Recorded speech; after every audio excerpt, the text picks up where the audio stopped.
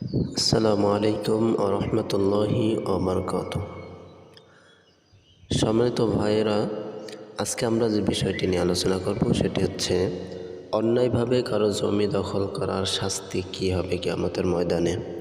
পৃথিবীতে আমরা দেখি লোভের তাড়নায় অথবা যে কোনো বিষয়ে ক্ষমতার জোরে হোক আর যেভাবেই হোক মানুষ অন্যায়ভাবে মানুষের জমি দখল করে ভোগ করে যাচ্ছে। এ সম্পর্কে আমরা একটি হাদিস জানব।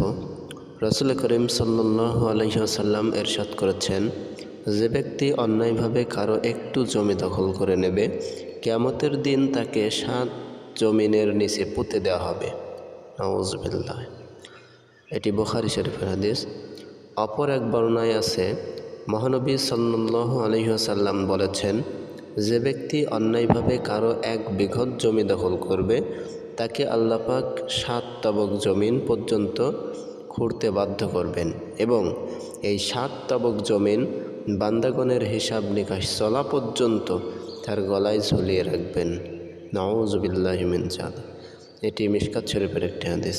এজন্য অন্যায়ভাবে কারো জমি দুনিয়াতে দখল করে ভোগ করার মতো যে ভয়াবহ শাস্তি কিয়ামতের ময়দানে মানুষকে ভোগ করতে হবে, এই সমস্ত জঘন্যতম পাপ থেকে আমাদেরকে বিরত থাকতে হবে।